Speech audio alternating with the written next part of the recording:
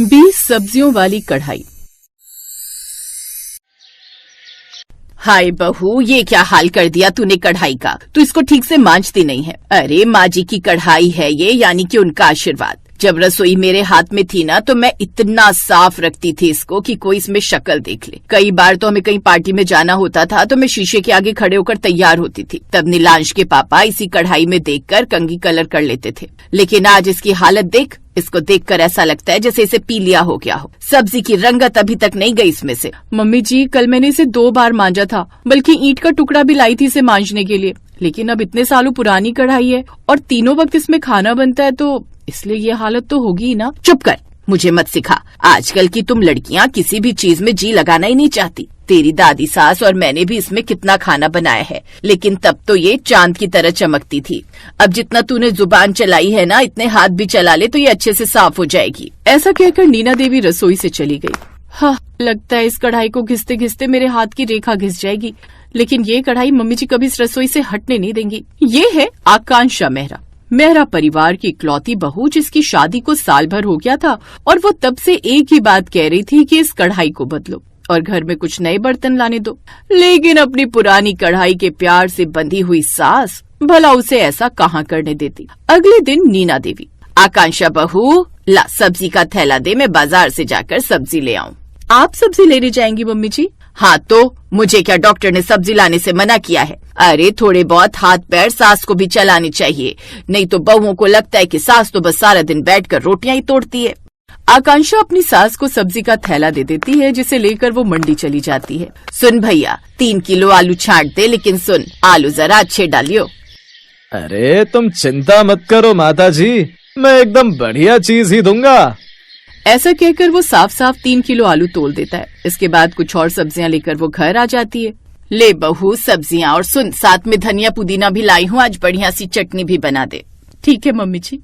और हाँ, सब्जी में फ्राई गोभी बना लेना कढ़ाई में। फ्राई गोभी का स्वाद ही अलग है और मेरे बेटे को भी पसंद है। ठीक है मम्मी जी। तभी आकांक्षा की ननद वहाँ आती है। भाभी, गोभी के साथ थोड़ी चाउमीन भी बना लेना। है, ये कैसी फरमाइश है? गोभी के साथ चाउमीन है तो क्या हो गया? आप तो ऐसे चौंक गई जैसे मैंने शाही पकवान और सादा खाना साथ में मांग लिया हो। अब मेरी बेटी का इतना मन है तो बना दे, और वक्त ही कितना लगता है। हाँ, मैं तो जैसे इनकी नजर में बस एक कुक हूँ, जो बस पकाती जाऊं पकाती जाऊं। खैर, बहुओं का मतलब भी तो यही होता है। चल आकांक्षा बेटा, लग जा इनकी फरमाइशें पूरी करने। शाम को आकांक्षा सबके लिए अपनी सास की प्यारी कढ़ाई, साथ ही घर की इकलौती कढ़ाई में सब्जियां बनाना शुरू कर देती है। लेकिन पहले उसमें वो चाउमीन बनाती है और चाउमीन बनने के बाद वो उसमें फ्राई गोभी की सब्जी बनाती है, जिसके बाद वो आटा गूंथ कर रोटी भी बनाती है, और इन सब में उसे पूरे 2 घंटे लग जाते हैं। रात को थकी हारी आकांक्षा अपने कमरे में जाती है तो अपने पति आरव से कहती है, आरव, मैं ना परेशान हो गई हूँ यार तुम्हारे उस खानदानी कढ़ाई में खाना पकाते पकाते। वो इतनी बड़ी और भारी कढ़ाई है कि उसे गर्म होने में इतना वक्त लगता है, और ऊपर से एक से दूसरी सब्जी बनानी हो तो उसका वेट करते रहो। साफ साफ कहो ना आकांक्षा, क्या कहना चाहती हो? और तुम पहेलियां बुझा रही हो। पहेलियां नहीं बुझा रही, बल्कि बता रही हूँ अपनी समस्या।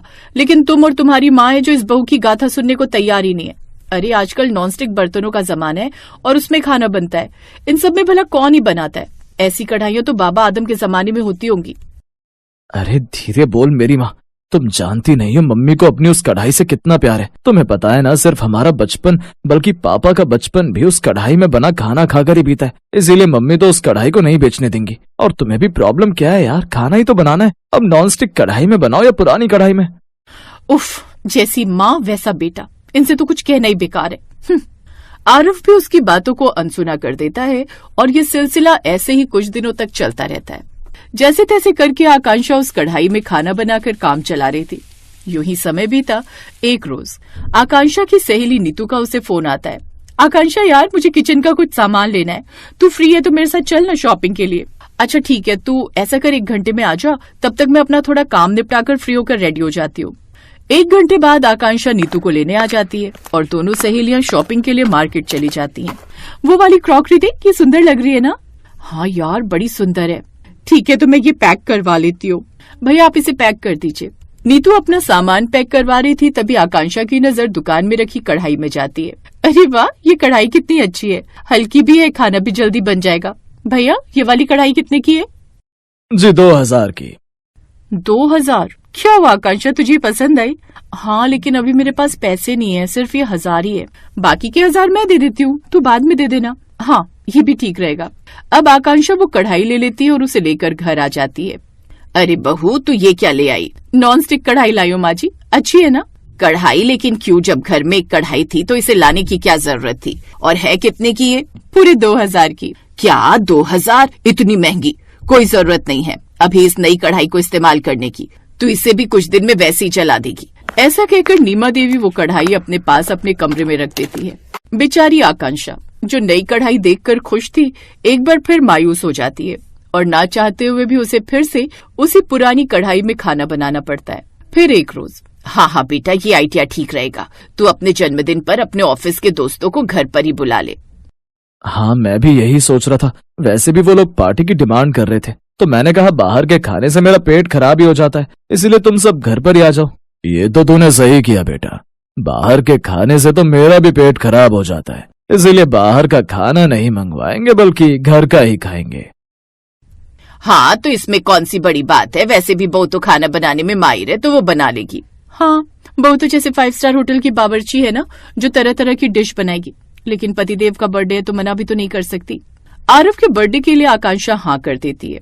बहू कम से कम 20 सब्जियां बनाकर तैयार कर ले, अब मेहमान रोज रोज तो घर में आते नहीं। 20 सब्जियां? 20 सब्जियों का नाम सुनकर ही आकांक्षा का सर चकराने लगता है, लेकिन फिर आरव की खातिर वो ये करने के लिए तैयार हो जाती है और फिर कुल मिलाकर 40 लोग बर्थडे पर इनवाइटेड हो जाते हैं और आकांक्षा को बनानी थी 20 सब्जियां, इसलिए वो सुबह सबको ब्रेकफास्ट कराने के बाद ही शाम के खाने की तैयारी में लग जाती है। ऐसा करती हूँ आज माँ जी से नई वाली कढ़ाई मांग लेती हूँ, यही सोचकर वो अपनी सास के पास जाती है। नहीं, बिल्कुल भी वो कढ़ाई नहीं मिलेगी। जो स्वाद पुरानी कढ़ाई में खाना बनाने में आता है वो नई में कहाँ आएगा। लेकिन माँ जी 20 सब्जियां उस कढ़ाई में बनाते बनाते शाम हो जाएगी। हाँ तो लगने दे, अभी तेरे पास पूरा दिन बढ़ा है, तू आराम से बना लेगी। आकांक्षा चेहरा लटकाकर वहाँ से चली गई और किचन में जाकर तैयारियां करने लगी। सबसे पहले उसने शाही पनीर की सब्जी बनाई, उसके बाद उसने कढ़ाई मांजी, फिर उसमें मलाई कोफ्ते की सब्जी बनाई, फिर उसने कढ़ाई धोई और उसमें मिक्स वेज की सब्जी बनाई। ऐसे ही करते करते उसे शाम के 6 बज गए। घर में मेहमानों का आना भी शुरू हो गया। अरे नीमा जी, आपकी बहू कहाँ है, कहीं दिखाई नहीं दे रही। वो बस खाने की तैयारी में लगी है किचन में। ओह अच्छा। लेकिन ऐसा करते करते अब उसे काफी देर हो गई। ओह गॉड, इस एक कढ़ाई में 20 सब्जियां बनाते बनाते तो मुझे सुबह से शाम हो गई, लेकिन अभी तक नहीं बनी। इससे तो अच्छा होता मेरी शादी किसी बर्तन वाले से हो जाती, तो कढ़ाई तो नहीं इस्तेमाल करने को मिलती। कुछ देर बाद उसकी सास वहाँ पर आई। ये क्या बहू, सुबह से ये 19 सब्जियां बनी है, ऐसे तो तू सुबह कर देगी। अब एक कढ़ाई में तो इतना वक्त तो लगेगा ही ना मम्मी जी, ऊपर से इतनी भारी लोहे की कढ़ाई है, इसे गर्म होने में भी वक्त लगता है। 20वीं सब्जी बन रही है कढ़ाई में, सुबह से अभी तक मेरी हालत भी खराब हो गई है। मैंने कहा था कि इस कढ़ाई में बहुत वक्त लगता है। अपनी बहू का ये हाल देखकर अब नीमा देवी को अपनी गलती का एहसास होता है। मैं गलत थी, कभी कभी हमें जमाने के साथ बदलना भी चाहिए। बहू, अब से मैं तुझे बिल्कुल रोक टोक नहीं करूंगी, जैसा तेरा मन करे उस हिसाब की कढ़ाई में खाना बना। उस रोज के बाद नई कढ़ाई इस्तेमाल होने लगी, लेकिन सास की कढ़ाई को भी उस रसोई में जगह दी गई। लेकिन उस दिन के बाद उस कढ़ाई को घर में 20 सब्जियों वाली कढ़ाई के नाम से जाना गया।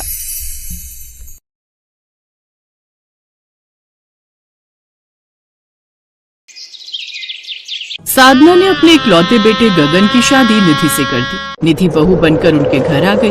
अगले दिन नई बहू अपने ससुराल की रसोई में गई तो वो चौंक गई। हे राम, ये रसोई है या गार्डन? भला रसोई में भी कोई इतनी सब्जियां उगाता है? बहू, मुझे हरी भरी रसोई पसंद है और छोटा परिवार है तो मैं ताजा सब्जियां अपनी रसोई में उगा लेती हूँ। ये एक स्लैब की जगह तो मैंने क्यारी के लिए ही बनवाई और इस खिड़की से सीधी धूप आ जाती है, इसलिए मैं ये खिड़की हमेशा खुली ही रखती हूँ। इससे ताजा हवा और धूप इन सब्जियों को मिल जाती है। सर्दियों के दिन थे, ऐसे में ठंड की वजह से निधि का काम करने का मन नहीं करता था, इसलिए दोनों वक्त का खाना उसकी सास ही बनाती थी। वो अपनी रसोई के गार्डन से ताजा ताजा सब्जियां तोड़ती और बना डालती, इसलिए ज्यादातर उस घर में अब हरी सब्जियां ही बनती। ऐसे ही कुछ दिन बीत गए। निधि कुछ दिन में अपनी सास की इस हरकत से परेशान रहने लगी। वो अपने पति से बोली, क्या यार अंकित, माँ जी को जब देखो अपनी हरी भरी रसोई से वो घास फूस तोड़कर बना देती हैं। ये नहीं कि उसके अलावा भी कुछ और बना ले। कभी कभी तो ऐसा लगता है जैसे मैं कोई जानवर हूँ और माँ जी मुझे चारा बना बनाकर खिलाए जा रही हैं। निधि, अब तुम्हारी शादी को 25 दिन हो गए। अब इस घर की रसोई तुम्हारे लिए नई नहीं रहेगी, इसीलिए अब से तुम रसोई में जाना शुरू कर दो और अब से तुम्हारा जो मन करे वो बना लेना। क्या क्या? मैं और खाना? लेकिन इतनी ठंड में मैं खाना कैसे बनाऊंगी? वेरी सिंपल, जैसे माँ बनाती है। मुझे तो इस ठंड में यही पता नहीं चलता कि वो रसोई है या तुम्हारा गार्डन। निधि, हरी सब्जियां सेहत के लिए अच्छी होती हैं और हम सबको ताजी सब्जियां पसंद हैं। वो दोनों बात कर ही रहे थे कि तभी साधना ने आवाज दी, बहू आ जाओ, खाना तैयार है, आकर खाना खा लो और अंकित को भी ले आओ। लो, फिर से वही पालक, मेथी, घिया, तोरिया, कद्दू बनाकर रख दिया होगा। वो खाने की टेबल पर आई तो देखा कि सरसों की साग और मक्के की रोटी बनाई है। लो, फिर हरा साग। निधि बेटा, लगता है अब तुझे खुद ही रसोई संभालनी होगी, नहीं तो सासू माँ तुझे ये हरा हरा साग और सब्जियां खिला खिलाकर तेरे शरीर का खून भी लाल से हरा कर देगी। अगले दिन से निधि ने रसोई की कमान संभाल ली। अब वो खाने में अक्सर तरी वाली सब्जियां या चाइनीज खाना ही बनाती, जिससे सास अब परेशान होने लगी और वो बोली, बहू ने तो परेशान ही कर दिया है, रोज रोज ही उल्टा सीधा खा खा कर तो पेट में गैस बनने लगी है। ये छोले, राजमा, ये चाइनीज खाना, ये सब हम नहीं खा सकते। उस रोज निधि रसोई में जाने लगी तो सास ने टोकते हुए कहा, बहू, रसोई की क्यारी से हरा पालक तोड़कर पालक पनीर बना लेना और साथ में धनिये पुदीने की चटनी भी बना लेना। लेकिन निधि रसोई में गई और कढ़ाई पनीर बना दिया। फिर उसने सबको खाना परोसा, जिसे देखते ही सास बोली, ये क्या बहू, मैंने तो तुमसे पालक पनीर बनाने को कहा था। ओफो माँ जी, पनीर ही तो खाना है, वो पालक के साथ खाओ या मटर के साथ, क्या फर्क पड़ता है, जबकि मैंने तो इसे काजू, क्रीम और दही के साथ बनाया। एक बार खाओगे तो उंगलियां चाटते रह जाओगे। लेकिन बहू, अब हमारी उम्र ये सब मसाला खाने की नहीं रह गई है।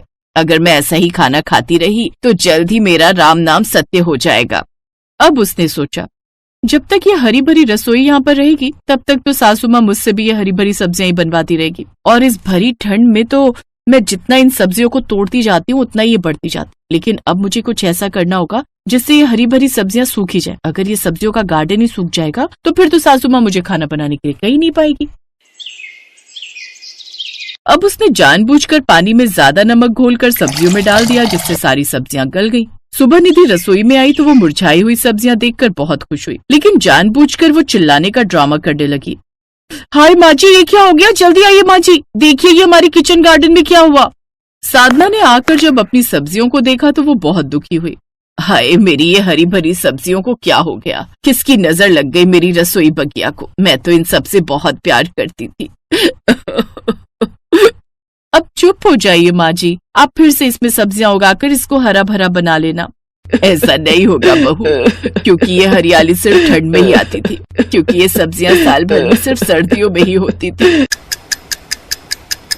साधना ने फिर कोशिश की, लेकिन उसकी रसोई हरी भरी नहीं हुई। अब साधना बाहर जाकर हरी भरी सब्जियां ले आती, लेकिन एक दिन उसने देखा फ्रिज में रखी हरी सब्जियां सड़ रही हैं।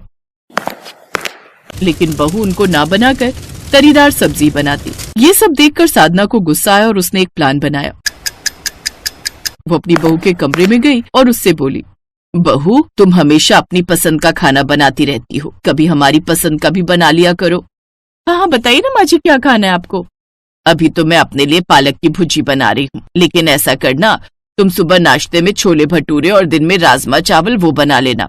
ये सब सुनकर निधि बहुत खुश हुई, क्योंकि उसे तो ये सब बहुत पसंद था। बस फिर क्या था, अगले दिन निधि ने वो सब बनाकर तैयार कर लिया। अब साधना इसी तरह अपने लिए हरी सब्जी बना लेती और उससे कभी राजमा चावल, कभी छोले भटूरे, कभी चाउमीन, ये सब बनवाती रहती, और निधि तो बड़े मजे से ये सब खाती रहती। फिर एक दिन वो बोली, माँ जी, मेरे पेट में बहुत दर्द हो रहा है, इनको मैंने बहुत जगाया लेकिन वो तो घोड़े बेचकर सो रहे हैं। अरे क्यों परेशान होती हो बहू, थोड़ी गैस बन गई होगी। एक काम करो, चाय और थोड़े पकौड़े बना लो, मौसम सुहाना हो रहा है। माँ जी, यहाँ मेरे पेट पे दर्द की मारी जान निकली पड़ी और आपको खाने की पड़ी है। निधि का दर्द बढ़ते ही जा रहा था और हालत ये हुई कि वो बेहोश होकर गिर पड़ी। ये देख साधना जोर से चिल्लाई, तभी अंकित वहां आ गया। वो सभी उसे जल्दी से अस्पताल ले गए, जहाँ डॉक्टर ने उनका चेकअप करने के बाद कहा, देखिए, लगता है इनके पेट में बहुत ज्यादा गैस बनी हुई है। ये दिमाग में गैस टकराने की वजह से बेहोश हुई थी और खून की मात्रा भी कमी है। लगता है ये हरी सब्जियां नहीं खाती। तब तक निधि भी होश में आ गई थी। तुम्हें बादी वाली चीजें जैसे राजमा, छोले, ये सब कम करने होंगे और ये हेल्दी यानी कि हरी भरी सब्जियां खानी चाहिए। क्या? लेकिन मैं अभी मरना नहीं चाहती। अभी मैंने इस दुनिया में देखा ही क्या है। मैं अब से ये सब बेकार का खाना छोड़कर हरी भरी सब्जियां ही खाऊंगी।